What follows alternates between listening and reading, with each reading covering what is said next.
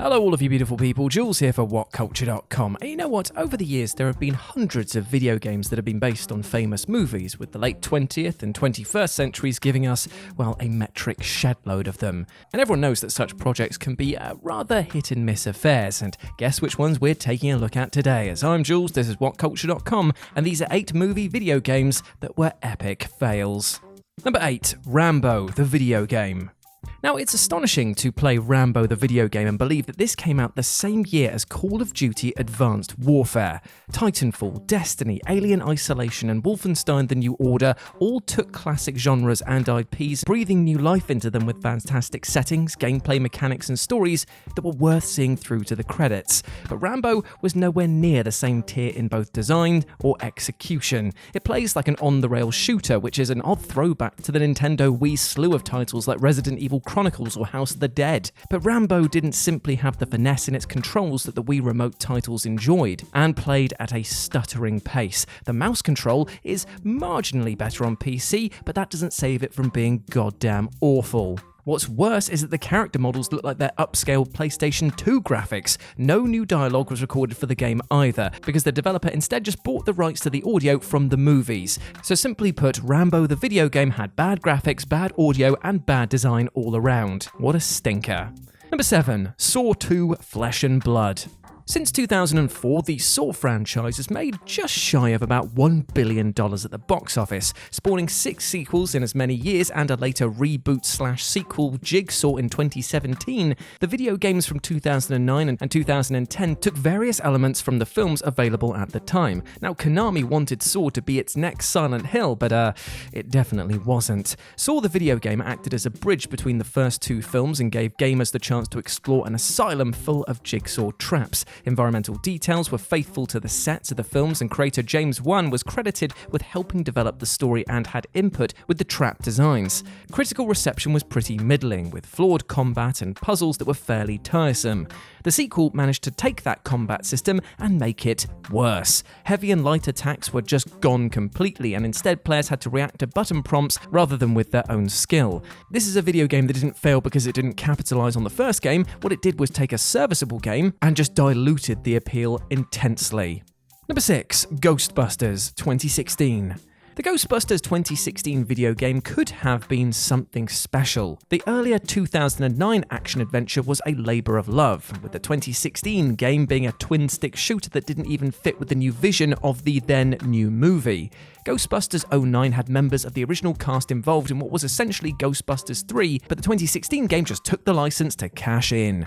There was no voice work from either the original movie cast or even the 2016 reboot, just a bunch of nameless imitators tasked with keeping the city safe while the real Ghostbusters were off on a more important mission. It looked and played like a mobile game, and the only notable feature was its soundtrack. Even the weapons weren't instantly recognizable.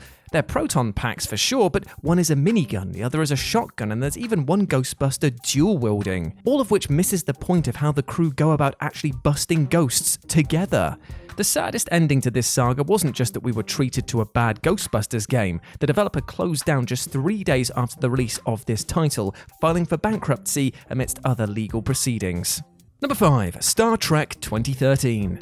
Trekkies all over the world rejoiced when Star Trek the video game was announced. It wasn't just going to be a space combat title or a strategy play from the bridge title, it was going to be an action-adventure in the style of Mass Effect with the kind of budget that was reserved for a Star Wars video game. Paramount also didn't farm out development to a third party, so hopes were pretty high for something faithful to the film. Produced across 3 years and using the original voice cast, the pieces were in place for a pretty solid title, but the resulting game was generic, buggy, and uninspired. The animations when controlling Kirk or Spock were awkward, with jumping and going into cover being notable disasters.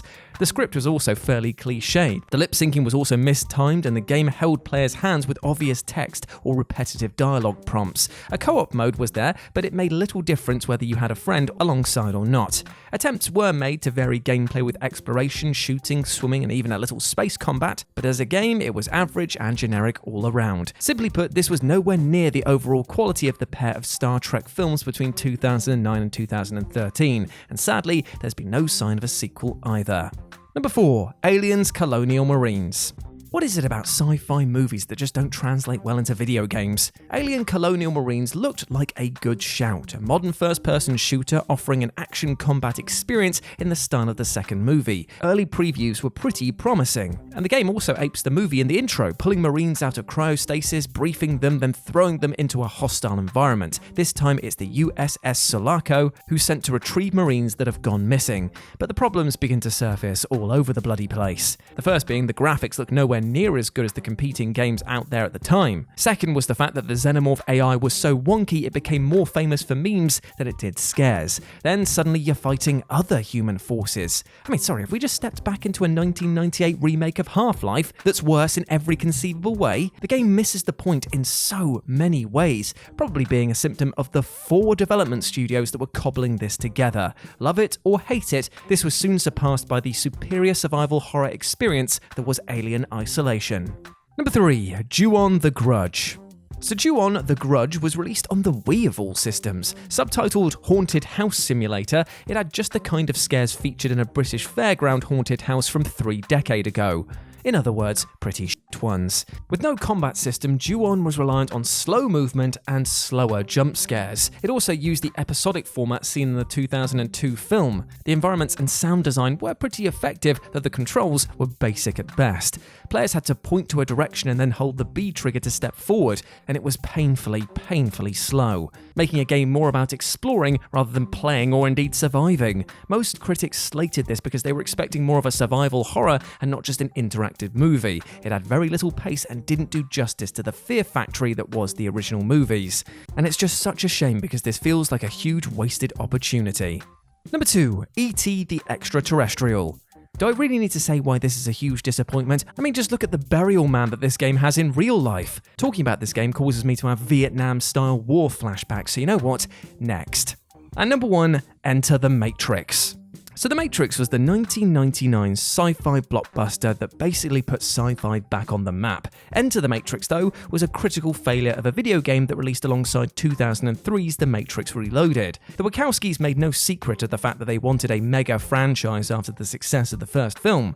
Moviegoers were told that books, comics, anime, animations, and video games would be in development alongside the films. With Enter the Matrix, the audiences were promised an adventure that delved so deep into the Matrix itself that we would see live-action film scenes that were exclusive to this game. But in reality, this was only partly true, for roughly 45 minutes or so. Gamers were given a choppy action title featuring Niobe and Ghost, 2 characters with pretty fairly limited impact on The Matrix Reloaded. Most of the scenes that were filmed for the game only mirrored what was already happening in the film, so people looking for extra insight weren't getting much. Great as a marketing tie-in, but maybe not great besides offering fan service to Matrix diehards. The slow-motion combat dubbed Focus was pretty popular, basically because it ripped off Max Payne, but the environments, level layouts, and enemies were so utterly generic that the game lacked any spark as a result.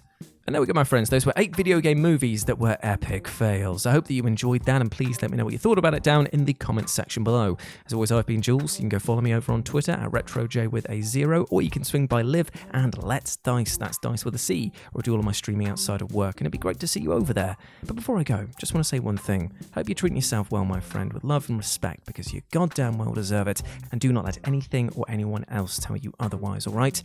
I want you to go out there and utterly smash it today. As always, I've been Jules. You have been awesome. Never forget that. And I'll speak to you soon. Bye.